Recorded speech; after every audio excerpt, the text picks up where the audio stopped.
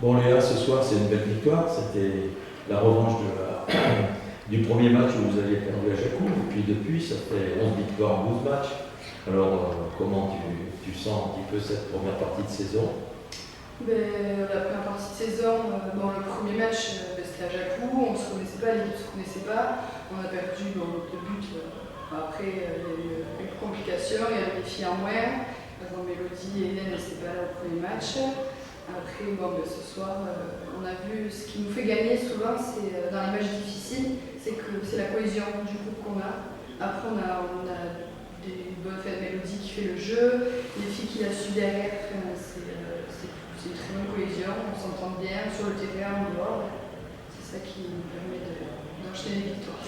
Et tu espérais faire un aussi beau parcours avec l'équipe? Je savais que l'année dernière, elles avaient eu du mal à se maintenir.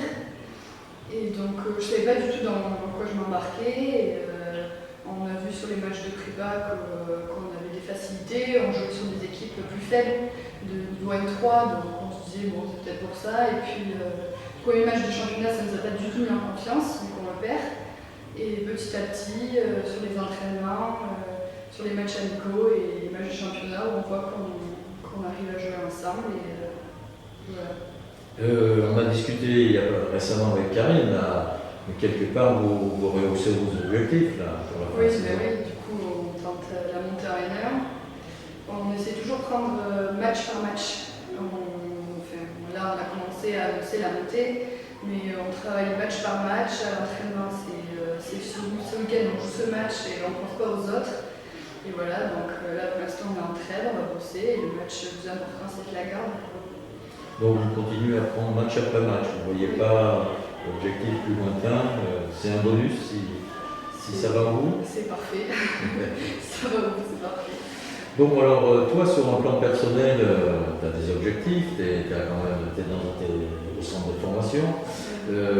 Comment ça se passe au centre de formation par rapport à tes études?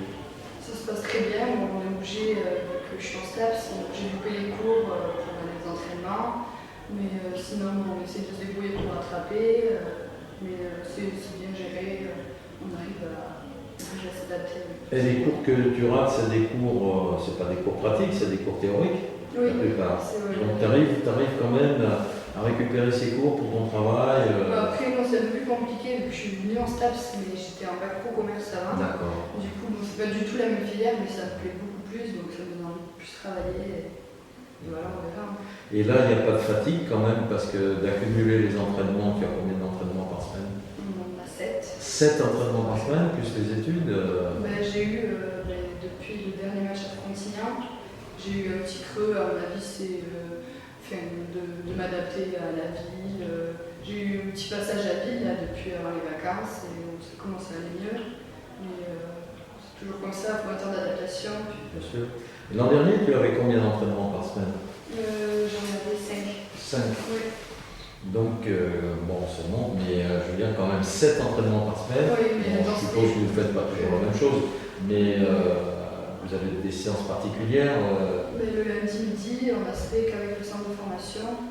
Après le soir, généralement, d'habitude on est avec la D1 ou alors des fois on fait du muscu, ça dépend. Après, voilà, sinon oui, on a juste fait. Bon, tu as fait une mi-temps en match de Coupe de France, précisément contre Besançon. Ouais. Alors, on a vu que quand même, tu avais des qualités, hein, tu es rentré dans les buts, tu as fait des arrêts dans ce match. Quelle impression tu as eu? C'est du plaisir, les tirs c'est beaucoup plus rapide, c'est beaucoup plus technique. Je prends vachement de plaisir même sur les entraînements avec l'ADN. Je ne sais pas comment expliquer, mais c'est vraiment. Ça te fait progresser. Ouais, ça fait vachement progresser. Et puis mentalement, même techniquement, c'est pas du tout pareil, c'est autre chose. Alors après, maintenant, tes objectifs personnels en fonction de ce que tu viens de me dire.